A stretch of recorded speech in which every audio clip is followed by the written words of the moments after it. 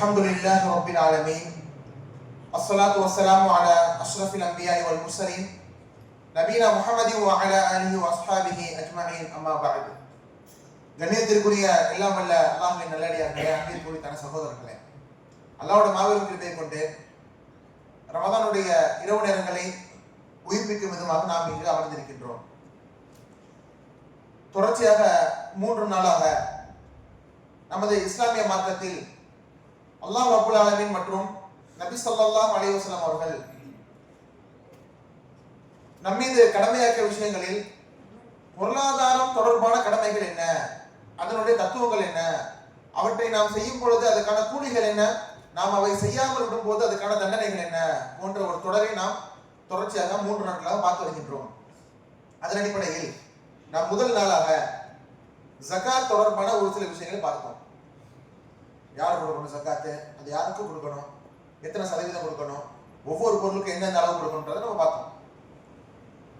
இரண்டாவது நாளாக ஒரு ஜகாத்தை ஒரு நபர் கொடுக்குறாரு அப்படின்னா அதை யார் வசூலிக்கணும், அந்த வசூலித்த பணத்தை எப்படி விநியோகம் செய்யணும், இதை பற்றி நம்ம ஒரு நாள் பார்த்தோம்.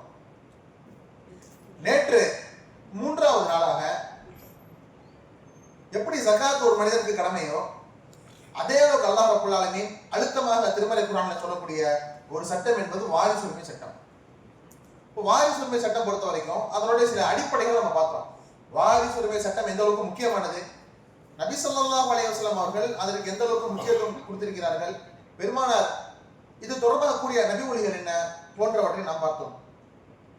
அன்பிற்குரியவர்களே, அந்த அடிப்படையில் ஒரு நபர் மரணித்து விட்டார் என்றால் அவருடைய சொத்தை ஃபர்ஸ்ட் என்ன செய்யணும் ஃபர்ஸ்ட்? ஒரு நபர் மௌத்தா போனவன அவருடைய சொத்தை வச்சு என்ன செய்யணும் ஃபர்ஸ்ட்? அவரை அடக்கம் செய்வதற்கான செலவுகளை அதுல இருந்து பார்க்கணும். இரண்டாவதாக அவருடைய கடன் அடைக்கணும். இரண்டாவது. மூன்றாவது அவர் செய்திருக்கக்கூடிய வசியத்தை நிறைவேற்ற வேண்டும். இப்ப நேற்று நம்ம வசியத் தொடர்பாக நிறைய விஷயங்கள் என்ன செஞ்சோம், நம்ம பார்த்தோம். வசியத்தை எப்படி பண்ணணும், அது எந்த அளவுக்கு பண்ணணும், எந்த வசியத் மார்க்கத்துல கூடும், எந்த வசியத் மார்க்கத்துல கூடாது போன்றவற்றை நாம் நேற்றைய தினம் பார்த்தோம். இப்போ ஒரு நபர் மௌத்தா போனோம்னா அவரை அடக்கம் பண்ணிட்டாங்க. அடக்கம் பண்ண உடனே கடனை அடிச்சுட்டாங்க. வசியத் இருந்தா வசியத்தை நிறைவேற்றி விட்டார்கள் என்றால் இறுதியாக வாரிசுதாரர்களுக்கு என்ன செய்ய வேண்டும், அந்த சொத்துக்களை பிரித்து கொடுக்க வேண்டும். இப்போ ஒரு நபர் மௌத்தா போறாருன்னா அவருக்கு அம்மா இருப்பாங்க, அத்தா இருப்பாங்க, இல்லாட்டி உடன் பிறந்த சகோதரிகள் இருப்பாங்க, திருமணம் செய்த மனைவிகள் இருப்பாங்க, மனைவியோ இல்ல ஒன்றுக்கும் மேற்பட்ட மனைவி இருந்தால் அவங்களும் என்ன செய்வாங்க, சொத்துக்குள்ள வருவாங்க. அதே மாதிரி அவர் பெற்ற பிள்ளைகளாக இருக்கட்டும், இந்த மாதிரி வாரிசுதாரர்கள் என்று அல்லாஹ் ரப்பல் ஆலமீன் நிறைய பேர் என்ன செய்யறாங்க உலகத்தில் ஆக்கியிருக்காங்க. திருமறை குர்ஆன்ல நிறைய பேருக்கு சொத்துக்கள் சென்று சேர வேண்டும் என்று அல்லாஹ் திருமறை குர்ஆன்ல சொல்லக்கூடிய விஷயத்தை நம்ம பார்க்கிறோம். அந்த அடிப்படையில இந்த சொத்துரிமை தொடர்பாக ஒரு வசனம் குர்ஆனில் இருக்கிறது என்று நம்ம பார்த்தோம். மொத்தம் 3 வசனங்கள் அல்லாஹ் ரப்பல் ஆலமீன் பேசுகின்றான். குர்ஆனை பொறுத்த வரைக்கும், குறிப்பா சட்டத்திட்டங்களை பொறுத்த வரைக்கும், ஒரு வசனத்தை அல்லாஹ் ரப்பல் ஆலமீன் இறக்கி வைப்பான். மக்களுக்கு தெரியணும் அப்படின்றதுக்காக அல்லாஹ்வே இறக்கி வைப்பான். இன்னும் சிலவற்றை என்ன ஆகும் அப்படின்னா தேவைக்கு ஏற்ற மாதிரி அல்லாஹ் இறக்கி வைப்பான். இல்ல நபிட்ட யாராவது கேள்வி கேட்பாங்க, நபிக்கு பதில் தெரியாது, பதிலாக அல்லாஹ் வசனங்களை இறக்கி வைப்பான். அப்ப இந்த சொத்துரிமை சட்டம் இறங்குறதுக்கான பின்னணி என்ன அப்படின்னு நம்ம பார்த்தோம் அப்படின்னா இதுக்கு பின்னாடி ஒரு நிகழ்வு இருக்கு. என்ன அப்படின்னா அன்றைய ஜாஹிலியா காலத்துல, அதாவது நபிசல்லாஹு நபி பட்டம் வழங்கப்படுவதற்கு முன்னாடி அரபு நாட்டுல ஒரு நபர் மௌத்தா போயிட்டார் அப்படின்னா சொத்தை என்ன பண்ணுவாங்க, சொத்தை அவங்க மனைவிக்கு கொடுக்க மாட்டாங்க, அவங்க பிள்ளைகளுக்கும் கொடுக்க மாட்டாங்க. அவன் சொத்தை யார் எடுத்துக்குவான் அப்படின்னா ஒண்ணு அவருடைய பிள்ளை எடுத்துக்குவான், இல்ல அந்த நபருடைய தந்தை எடுத்துக்குவாரு, இல்ல அந்த நபருடைய சகோதரன் எடுத்துக்குவாரு. இந்த மாதிரி அந்த நபரோட சம்பந்தப்பட்ட நபர்கள் மட்டும் எடுத்துக்குவாங்களே தவிர திருமணம் செய்து வந்த உறவான மனைவிக்கோ பெண்களுக்கோ தரமாட்டாங்க. அதை சொத்து யாரும் தரமாட்டாங்க, பெண்கள் தரமாட்டாங்க. எந்த அடிப்படையில சொத்தை முற்படுத்துவாங்க அப்படின்னா போர் செஞ்சு சண்டை போடக்கூடிய நபர் யாரு, வாழேந்தி சண்டை போடக்கூடிய நபர் யாரு. அப்போ வாழேந்தி சண்டை போடக்கூடிய நபருக்கு தான் சொத்து கொடுப்பாங்க. உதாரணமா 2 பசங்க இருக்காங்க, ஒரு நபருக்கு ஜாலியில மௌத்தா போறாரு. ஒரு பையன் நல்ல போர் வீரர் இருக்காரு, இன்னொருத்தவர் போர் திறமை இல்லாம இருக்காருன்னா போர் வீரருக்கு சொத்தை கொடுத்துட்டு இவரை கை விட்டுருவாங்க. இது ஜாகிலியாவுடைய ஒரு வழக்கம். அப்படி இருக்கும் பொழுது ரசூல் ஸல்லல்லாஹு அலைஹி வஸல்லம் மதீனாக்கு வந்துட்டாங்க. உஹது போர் நடக்குது, ஹிஜ்ரி 3ல உஹது போர் நடக்குது. உஹது போர் நடக்கும் பொழுது என்ன ஆகுது அப்படின்னா ஒரு நபி தோழர் மௌத்தா போயிடுறாங்க, ஷஹீதாக்கப்படுறாங்க.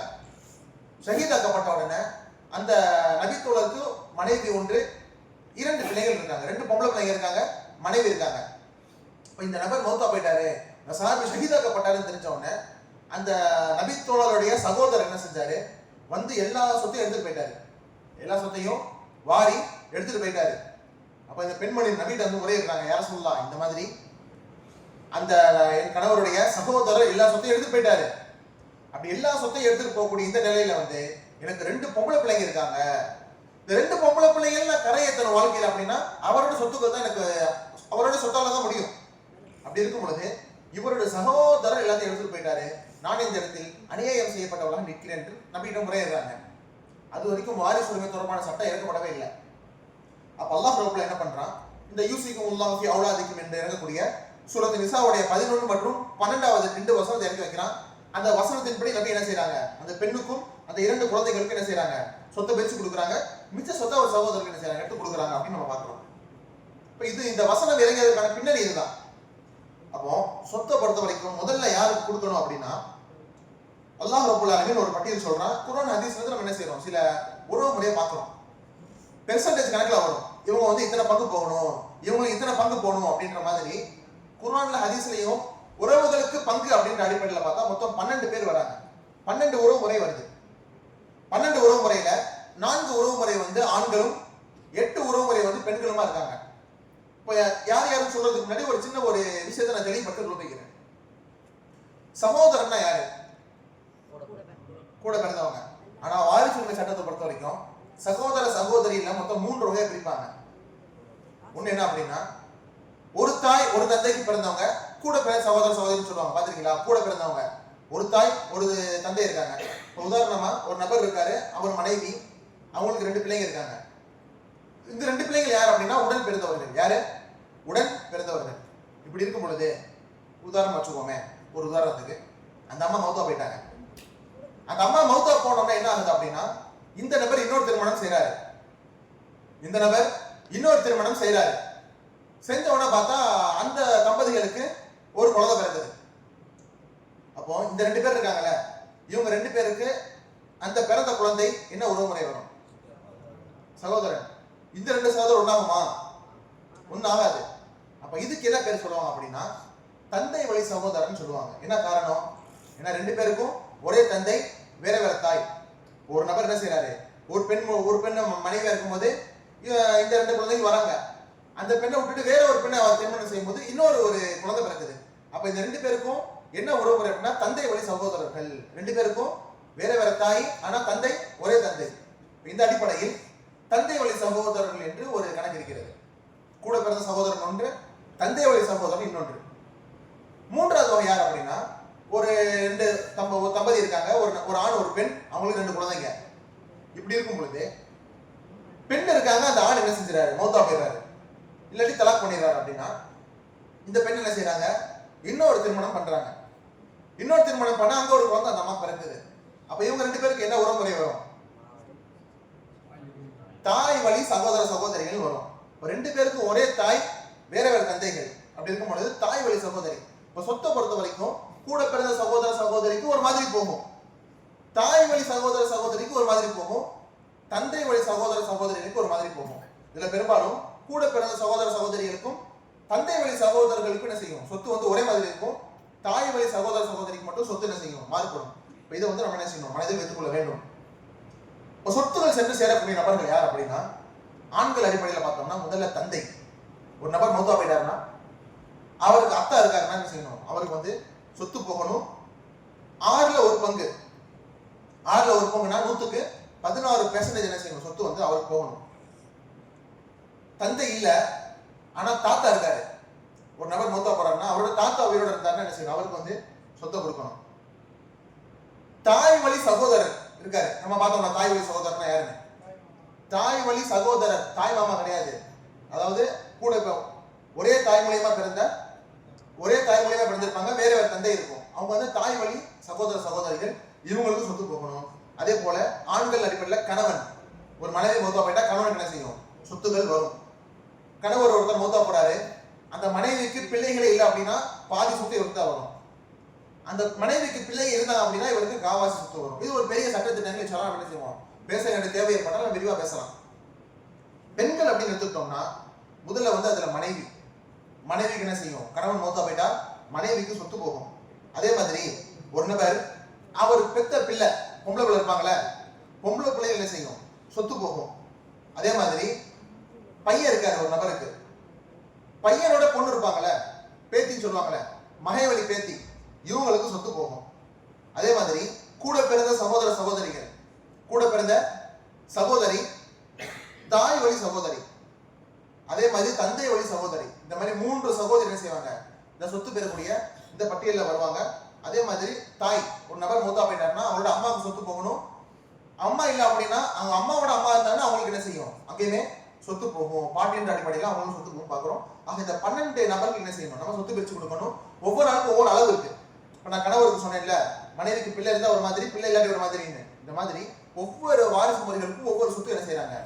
அல்லாஹ்வும் அல்லாஹ்வுடைய தூதர் வந்து குர்ஆன்ல இருந்து நம்ம எடுக்கிறோம், ஹதீஸ்ல இருந்து ரெண்டையும் நம்ம கம்பேர் பண்ணி பார்க்கும்போது இந்த ஒரு பட்டியல் நமக்கு கிடைக்குது. இப்போ கண்ணியத்திற்குரியவர்களே, ஒரு நபர் மௌத்தா போயிட்டார் அப்படின்னா, பிரிக்க வந்தாங்க அப்படின்னா முதல்ல இந்த 12 பேருக்கு என்ன செய்யணும்? 12 பேர்ல எல்லாரும் உயிரோடு இருக்க மாட்டாங்க. எப்படியும் எல்லாருக்கும் தந்தை வழி, தாய் வழி, சகோதரர்கள் இருக்க மாட்டாங்க. அப்ப என்ன செய்யணும்னா, யாருக்கு இருக்காங்களோ அவங்களுக்கு சொத்தை போட்டு கொடுத்துடணும். ஃபர்ஸ்ட் கொடுத்தது போக மீத சொத்து ஒரு மிச்ச சொத்து கொடுத்துட்டாங்க, சொத்து மிஞ்சது இன்னும். அப்ப என்ன செய்யணும் அப்படின்னா, இதற்கு அடுத்தபடியாக ஒரு லிஸ்ட் ஒன்று இருக்கும். அவங்க யார் அப்படின்னா, அவங்க மொத்தமா சொத்தை எடுத்துக்குவாங்க. வந்து முன்னாடி சொன்ன இந்த பட்டியலில் உள்ள நபர்கள் வந்து குறிப்பிட்டதுதான், அல்லாஹ் எவ்வளவு பங்கு சொல்றோம்னா அவ்வளவு பங்கு என்ன செய்வாங்க? வாங்குவாங்க. ஆனா இவங்க எல்லாம் கொடுத்து முடிச்சுட்டு சொத்து மிச்சம் இருக்கும்போது மொத்தமா வந்து அந்த சொத்துக்கள் எல்லாத்தையும் அள்ளிட்டு போற சில உறவுமுறைகள் இருக்காங்க. அது யார் அப்படின்னா, முதல்ல மகன், மேல லிஸ்ட்ல பையன் வந்திருக்க மாட்டாரு. பையனுக்கு வந்து குறிப்பிட்டு இவ்வளவுதான் சொல்லி எல்லாம் சொல்லல. உறவுதாரர்களுக்கு போக மிச்சம் எவ்வளவு இருக்கோ எல்லாமே யாருக்கு தான்? பையனுக்கு தான். அதே மாதிரி உடன் பிறந்த சகோதரர், தந்தை வழி சகோதரர், இவங்க தான் என்ன செஞ்சுருவாங்க? சொத்தை வந்து பிரிச்சது போக மிச்சம் இருக்க எல்லா சொத்தையும் இவங்க வந்து எடுத்துக்குவாங்க. அதே மாதிரி தந்தை இருக்காருன்னா அவர் என்ன செஞ்சுக்குவாரு? அந்த சொத்து பிரிச்சது போக மிச்சம் இருக்க எல்லா சொத்தையும் அவர் எடுத்துக்குவாரு. தந்தையுடைய அண்ணன் தம்பி இருப்பாங்கல்ல, சித்தப்பா பெரியப்பா சொல்லுவாங்கல்ல, அந்த முறையில் இருக்க அந்த நபர்கள் என்ன செஞ்சுக்குவாங்க? சொத்துக்களை வந்து மொத்தமா எடுத்துக்குவாங்க. இஸ்லாமிய மார்க்கத்தை தந்தை வழிக்கு வந்து சற்று வந்து உரிமைகள் வந்து நிறைய இருக்கிறத நம்ம என்ன செய்ய முடியும்? சொத்து உரிமை விஷயத்தை வந்து பார்க்க முடியும். அப்போ இதெல்லாம் வந்து நம்ம கவனிச்சு என்ன செய்யணும்? சொத்து வந்து நம்ம பிரிக்க வேண்டும். அப்போ இந்த பட்டியலை தாண்டி போறாங்க. ஒருவேளை சொத்து கொடுத்துட்டு மிச்ச சொத்து இருக்கு, ஆனா பையனும் இல்ல, சகோதரனும் இல்ல, யாருமே இல்லை அப்படின்னா, அப்ப அந்த சொத்தை என்ன பண்ணணும்? அந்த சொத்தை என்ன பண்ணணும் அப்படின்னா, அடுத்த கட்ட சொந்த பந்தங்கள் கொடுக்கணும். அந்த பட்டியலில் இல்லாத சொந்த பந்தங்கள் இருப்பாங்கல்ல, அவங்களுக்கு என்ன செய்யணும்? பிரிச்சு வந்து கொடுக்கணும். அதுக்கு நபி ஸல்லல்லாஹு அலைஹி வஸல்லம் என்ன செஞ்சாங்க? ஒரு சில வழிமுறைகளை காமிச்சு கொடுத்துருக்காங்க. சஹாபாக்களுடைய வாழ்க்கையில நம்ம எடுத்துக்க முடியும். ஒரு நபர் மௌத்தா போறாரு, அவருக்கு இந்த மாதிரி வாரிசு எதுவுமே கிடையாது. அப்ப என்ன செய்யணும் அப்படின்னா, சில பேர் அடிமையா இருப்பாங்க. இன்னைக்கு வந்து அடிமை முறை கிடையாது. அடிமையா இருந்து உரிமையிடப்பட்டிருப்பாங்க சில பேர். அந்த மாதிரி உரிமையிடப்பட்ட சில பேர், அவர் மௌத்தா போயிட்டாரு, அவர் சொந்த பந்தங்கள் சொத்து வாங்கிறதுக்கு யாருமே இல்லை அப்படின்னா, அவரோட சொத்து என்ன ஆகும்னா, இவர் யாருக்கு எஜமானராக இருந்தாரோ அவருக்கு போய் சேர்ந்துடும் சொத்து. இது வந்து ஒரு முறை. இந்த மாதிரி அத்தாவும் இல்லை, அம்மாவும் இல்லை, கூட பிறந்த யாருமே இல்லை, பெத்த பிள்ளைகள் யாருமே இல்லை, திருமணம் செஞ்சது யாருமே இல்லை, ஆனாலும் ஒரு மனிதருக்கு சொத்து இருக்கு அப்படின்னா, அப்ப இப்ப என்ன பண்ணணும்? வாங்குறதுக்கு யாருமே இல்லை, தஃபன் பண்ணிட்டாங்க, கடன் இருக்கு அடைச்சிட்டாங்க, வசியத்துனா அதே அடைச்சிட்டாங்க, சொத்து இருக்கு ஆனா உறவினர்கள் யாருமே இல்லை. அப்ப இந்த நிலைமையில அந்த நபரோட சொத்தை என்ன பண்ணணும் அப்படின்னா, அந்த பகுதியில் இருக்கக்கூடிய பைத்துல் மால்ல போய் சேர்த்துடணும். அந்த பகுதியில் இருக்கக்கூடிய பைத்துல் மால்ல போய் சேர்த்துடணும். இப்ப இன்னைக்கு இந்த விஷயம் நடக்கிறது, இந்த மாதிரி உறவு முறைகளே இல்லாம மரணிக்கும் நபர்கள் நிறைய, சொத்துக்களும் இருக்கு அவங்களுக்கு. இந்த சொத்தை என்ன செய்யணும்ன்ற அந்த ஒரு மார்க்க ஞானம் என்பது சமுதாயத்தில் இல்லாத காரணத்தினால் அது அபகரிக்கப்பட்டு வருவது என்ன சொல்ற நம்ம பரவலாக நம்முடைய சமுதாயத்தில் பார்க்க முடிகிறது என்று. இப்ப கண்ணியத்துக்குரியவர்களே, ஒரு நபருக்கு வந்து இந்த மாதிரி எதுவுமே இல்லை அப்படின்னா இறுதி எங்க போய் சேர்த்துட்டு பைத்துல் மாலில் போய் நாம் சேர்த்து விட வேண்டும். இப்போ இதெல்லாம் சொத்துக்கள் போக வேண்டிய அந்த முறைகள். சில பேருக்கு சொத்து போகக்கூடாது நல்லா ஹராமாக்கியிருக்கான். சில பேருக்கு சொத்துக்கள் போகக்கூடாது அப்படின்னு நல்லா ரப்புல் ஆலமீன் ஹராமாக்கியிருக்கான். அந்த பட்டியலில் நம்ம என்ன செஞ்சுக்கணும்? தெரிஞ்சு வச்சுக்கணும். முதல்ல என்ன அப்படின்னா, சில பேர் வந்து அடிமையா இருப்பாங்க, தந்தை இருப்பாரு, ஆனா பையன் வந்து வரைக்கும் அடிமையா பிடிச்சிட்டு போயிருவாங்க. நீங்க அடிமை முறை கிடையாது, இந்த சட்டம் இருக்கானா அடிமைகளுக்கு என்ன கிடையாது, சொத்துக்கள் வந்து போய் சேர முடியாது. என்ன காரணம் அப்படின்னா, அவர் சுதந்திரமாக இல்லாமல் வேறு நபர் கீழே இருக்கும் பொழுது அவருடைய பணத்தை என்ன செய்ய முடியாது, அவருக்கு வந்து கொடுக்க முடியாது. இரண்டாவது வந்து சொத்துக்காக கொலை செய்வாங்க நிறைய பேர். உதாரணமா ஒரு வயசானவர் இருக்காரு, இவருக்கு வந்து ரொம்ப நாளா படுத்த படிக்கலே இருக்காரு. அவர் மௌத்தா போனா எனக்கு கிடைக்கும், எல்லாத்துக்கும் வந்து சொத்து கிடைக்கும், நிறைய சொத்து பத்து வச்சிருக்காரு. இப்போ ஒரு நபர் என்ன செய்யறாரு, அந்த சொத்துக்கு ஆசைப்பட்டு அவரை போய் கொலை செஞ்சிருக்காரு. கொலை செஞ்சு நிரூபிக்கப்பட்டால் இஸ்லாமிய அடிப்படையில் அந்த நபருக்கு என்ன செய்யக்கூடாது, சொத்துக்களை கொடுக்க கூடாது. எந்த காரணத்துக்கு சொத்துக்காக ஒரு மனிதர் கொலை செய்திருக்காரு என்றால் என்ன செய்யக்கூடாது, அந்த நபரை தெரிந்தோ தெரியாமலோ கொலை செஞ்சுட்டாரு அப்படின்னா அது வந்து என்ன கிடையாது, இஸ்லாமிய மார்க்கத்தில் வந்து சொத்துக்களுக்கு சென்று சேராது. அதே போல வெவ்வேறு மார்க்கங்கள்ல இருக்காங்க ரெண்டு பேர். சொத்து ஒரு நபர் மௌத்தா, உதாரணமா அத்தா மௌத்தா போறாரு, பையன் இருக்காரு அந்த இடத்துல. அத்தா முஸ்லீமா மௌத்தா போறாரு, பையன் கிறிஸ்டினா இருக்காரு. இல்ல பையன் வந்து வேற ஒரு மதமா இருக்காரு, இல்ல பையன் வந்து இந்துவா இருக்காருன்னு வச்சுக்கோங்க, இல்ல கிறிஸ்டினா ஏதோ ஒரு கிறிஸ்தவரா இருக்காரு, ஏதோ ஒண்ணு. தந்தை ஒரு மதத்துல இருந்து மகன் வேற மதத்தில் இருந்தால் சொத்துக்கள் என்பது என்ன செய்யாது, இஸ்லாமிய அடிப்படையில் நாம் கொடுக்க முடியாது, கொடுப்பது என்பது ஹராமாகிவிடும்.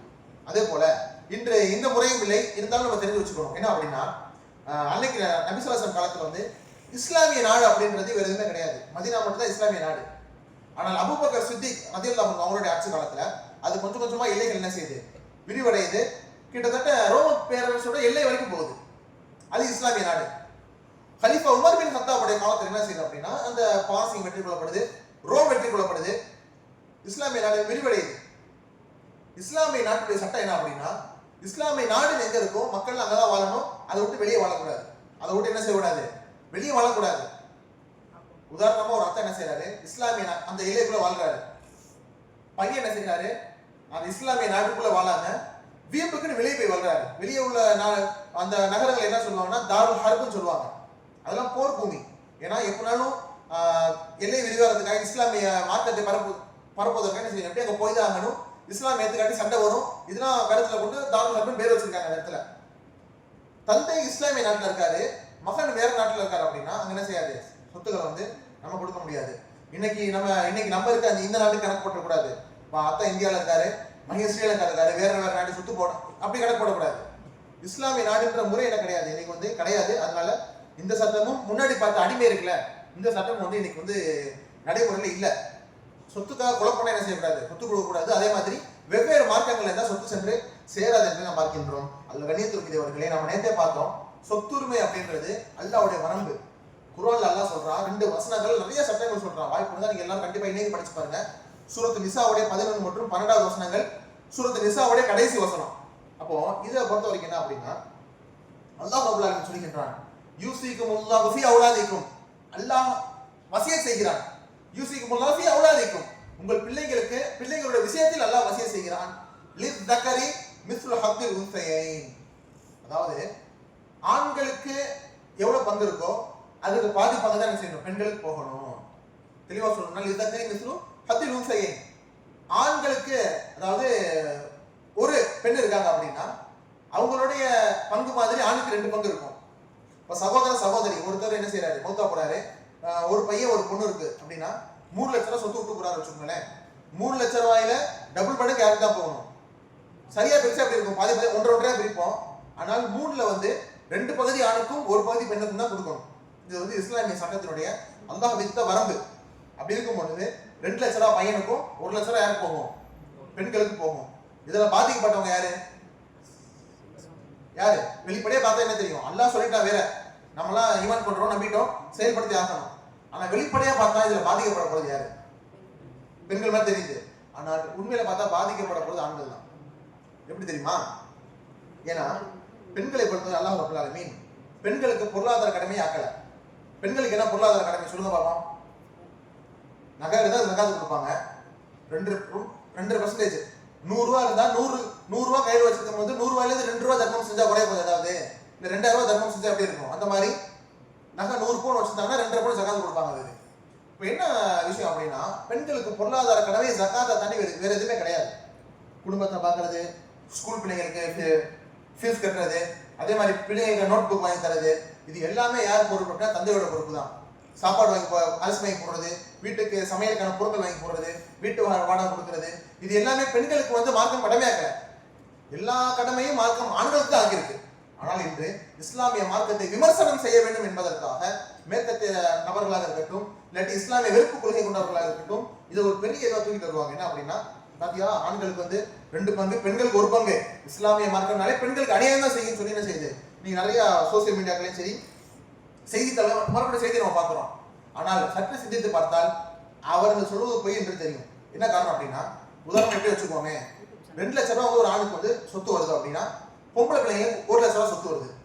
இந்த ஆணுக்கு என்னென்ன கடமைகள் இருக்கும்னா, வீட்டுக்கான அந்த இருப்பிடம் செலவு பண்ணணும், அதே மாதிரி வந்து வீட்டு வாகனங்களுக்கான செலவு பண்ணணும், பிள்ளைகளுக்கான படிப்பு செலவு பார்க்கணும், வீட்டுக்கான உணவு செலவு பார்க்கணும், மருத்துவ செலவு பார்க்கணும், அடிக்கிட்டே போலாம்.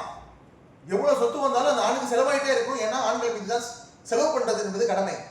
ஆனால் பெண்களை பொறுத்த வரைக்கும் அவங்களுக்கு என்ன கிடையாது, செலவுன்னு எதுவுமே கிடையாது. 1 லட்சம் ரூபாய் வந்துச்சுன்னா 10 வருஷம் கழிச்சு பார்த்தா கூட அவங்க, ஏன்னா அந்த மாதிரி தேவையான எல்லா செலவுமே யார் பண்ணிடுவா, அவருடைய வீட்டுக்காரர் பண்ணிடுவாரு. அப்படி இருக்கும் பொழுது 1 லட்சம் ரூபாய் என்பது அந்த பெண்ணோட கையில 10 வருஷம் ஆனா அப்படியே இருக்கும். அந்த பெண் அதில் இன்வெஸ்ட் பண்ணா பிசினஸ் பண்ணி என்ன செய்யலாம், அந்த பெண் வந்து தனியாக சம்பாதிச்சுக்கலாம். அப்ப அப்படி பார்த்தோம்னா ஆண்களுக்கு 2 பங்கு என்பது ஆண்கள் மீது மார்க்கம் பொருளாதார கடமையை செஞ்சு ஆக்கி இருக்கிறது. அதனால ஆண்களுக்கு 2 பங்கு என்பதை நம்ம இந்த இடத்தில் புரிந்து கொள்ள வேண்டும். கணேசபுரியவர்களே, இதை தாண்டி இன்னைக்கு நிறைய விஷயங்கள் நடக்கிறத பார்க்கணும். நம்ம ஒரு நபர் அடக்கம் பண்ணிட்டாங்க அப்படின்னா திருப்பி வீட்டுக்கு வந்தாங்கன்னா வந்த உடனே முதல்ல செய்ய வேண்டியது சொத்தை பிரிக்கணும். ஆனால் இன்று இதெல்லாம் நம்ம சொன்னோம்னா, ஏப்பா இப்பதான் அடக்கம் பண்றது, அதுக்கு சொத்தை பத்தி பேச ஆரம்பிச்சுட்டு சொல்லி சொல்லுவாங்க இன்னைக்கு. ஆனால் மவுத்த அடக்கம் பண்ணிட்டு வந்தோன்னா செய்ய வேண்டிய முதல் வேலை சொத்தை பிரிக்கிறது தான். எந்த அளவுக்கு அப்படின்னா, இஸ்லாமிய மார்க்க அறிஞர்கள் ஒரு மவுத்து வீட்டுக்கு அடக்கம் பண்ணிட்டு வராங்க அப்படின்னா அந்த வீட்டுல தண்ணி கூட குடிக்க மாட்டாங்க சொத்து பிரிக்கிற வரைக்கும். என்ன காரணம் அப்படின்னா, வீட்டு தண்ணி கொடுக்குற செம்பு இருக்கும்ல, அது கூட அந்த மௌத்தா நபருடைய பொருளாக இருக்கும்.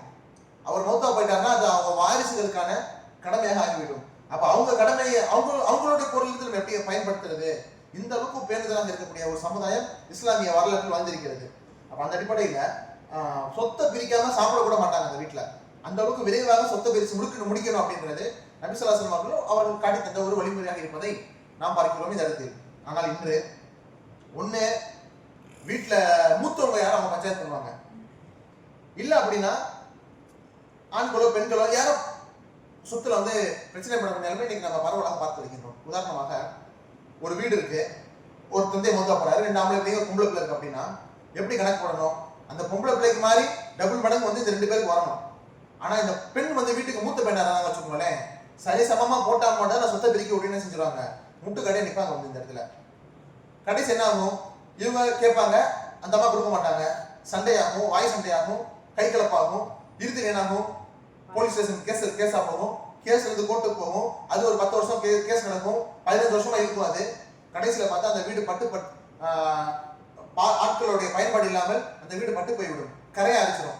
15 வருஷம் கழிச்சு 2 பேருக்குமே என்ன செஞ்சிடும், சொத்து இல்லாம ஒரு ஏக்கமாகி காம்ப்ரமைஸ் பண்ணி வருவாங்க, வந்து பார்த்தா இங்க வீடு இருக்காது. இன்னைக்கு நிறைய என்ன செய்யலாம், நம்ம வந்து இந்த மாதிரி நிகழ்வை வந்து அன்றாட வாழ்க்கையில நம்ம பார்க்கலாம். அப்போ சொத்துக்களை பொறுத்த வரைக்கும் அல்லாஹ்வுடைய அந்த அல்லாஹ் பிரித்திருக்கக்கூடிய அல்லாஹ்வுடைய தக்தீரை நாம் ஏற்றுக்கொண்டு பொருந்திக் கொண்டால் நம்முடைய வாழ்க்கை என்பது சுபிட்சமாக இருக்கும். அல்லாஹ் அதை பரக்கத் செய்வான். அல்லாஹ் ஒரு சட்டம் சொல்லி இருக்க, இந்த உலகத்துடைய பொருளாதாரத்துக்கு ஆசைப்பட்டு ஒரு மனிதன் சொத்துக்களுக்கு முட்டுக்கட்டையா இருப்பான் அப்படின்னா அவன்கிட்ட என்னென்ன இருக்கோ எல்லாத்தையும் அல்லாஹ் என்ன செஞ்சிருவான், பரக்கத்தை இல்லாம ஆக்கிடுவான். பரக்கத்து இல்லாம செல்வத்தை வச்சு ஒரு மனிதனுக்கு எந்த விதமான பயன்களும் கிடையாது, எந்த விதமான பிரயோஜனமும் கிடையாது. அப்ப அல்லாஹ் ஒரு சட்டத்தை சொல்கிறான் என்றால் நாம் அதை மனப்பூர்வமாக ஏற்றுக்கொள்ள வேண்டும். அந்த அடிப்படையில் நாம் நம்முடைய வாழ்க்கையை அமைத்துக் கொள்ள வேண்டும். இதைதான் அல்லாஹ் என்ன செய்யறான், இந்த சொத்துரிமை வசனங்களை சொல்லி முடிச்சுட்டு அதுக்கு அடுத்த ஆயத்துல சொல்றான், சொத்துரிமை சட்டங்கள் என்பது நான் போட்ட பவுண்டரி, நான் போட்ட கோடு. இந்த கோட்டுக்கு உள்ள இருந்து நீங்க பிரிச்சு இருந்தீங்கன்னா நீங்க என்ன செய்வீங்க, சொர்க்கத்துக்குள் நுழைவீங்க. ஒரு மனிதனுக்கு கிடைக்கக்கூடிய வெற்றிகளில் மகத்தான வெற்றி என்பது சொர்க்கம். இந்த கோட்டை யார் தாண்டுறாங்களோ, நான் போட்ட இந்த கோட்டை யாரு கடந்து போறாங்களோ, யாரு வரம்பு மீறாங்களோ அவங்களுக்கான இருப்பிடம் என்பது நரகம்.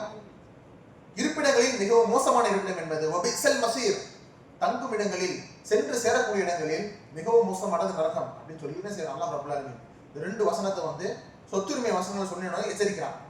சொத்துரிமை சொல்லிட்டு நல்லா என்ன சொல்றான், செஞ்சீங்கன்னா உங்களுக்கு சொர்க்கம், இல்ல அப்படின்னா உங்களுக்கு என்னதான், நீங்க சென்று சேரக்கூடிய இடம் என்பது மிகவும் கெட்ட இடமாக இருக்கும் என்பதாக அல்லாஹ் ரப்பல் ஆலமீன் சொல்கின்றான். ஆனா இந்த சமுதாயத்தில் இது தொடர்பான ஒரு விழிப்புணர்வு கிடையாது. இன்னைக்கு பெரும்பான்மையான மேடைகளில் பேசப்படுறது கிடையாது. மக்களுக்கு மத்தியில் இப்படி ஒரு சட்டம் இருக்கு அப்படின்றது தெரியாத ஒரு நிலை இருப்பதை நம்ம பார்க்கிறோம். ஒரு மனிதர் மௌத்தாயிட்டாருன்னா அவங்க அண்ணன் தம்பிகளை பேசி பிரிக்கிறதா சட்டம் வந்தா, அதை நீ எடுத்துக்கோப்பா, இதை நான் எடுத்துக்கிறேன்ப்பா. அப்ப அல்லாஹ்வுடைய சட்டம், அல்லாஹ் சொன்ன வசனங்கள் இறுதி வரைக்கும் கேள்விக்குறியாவே இருக்கு. இப்படி ஒரு மனிதன் கேள்விக்குறியாக அல்லாஹ்வுடைய சட்டத்தை ஆக்கினான் அப்படின்னா அல்லாஹ் அவரோட மறுமை வரைக்கும் கேள்விக்குறியாக்கிடுவான். அப்போ இந்த விஷயத்தில் அல்லாஹ் ரப்பல் ஆலமீன் பயந்து கொள்ள வேண்டும். பொருளாதார சட்டங்கள் அப்படின்னும் போது ஜகாத் எந்த அளவுக்கு முக்கியமோ அந்த அளவுக்கு அல்லாஹ் ரப்பல் ஆலமீன் அழுத்தமாக சொல்லக்கூடிய சட்டமாக வாரிசு உரிமை சட்டமும் இருக்கிறது. நாம் இது என்ன செய்ய வேண்டும், நம்முடைய கவனத்தில் வைத்துக் கொள்ள வேண்டும். அல்லாஹ் ரப்பல் ஆலமீன் நம்முடைய ஷரியத்தை முழுமையாக பின்பற்றி வாழக்கூடிய நபர்களாக நாம் அனைவரையும் ஆக்கி அருள் புரிவானாக. வாஹிர் தாவானா அல்ஹம்துலில்லாஹி ரப்பில் ஆலமீன். அஸ்ஸலாமு அலைக்கும் வரஹ்மத்துல்லாஹி வபரகாத்துஹு.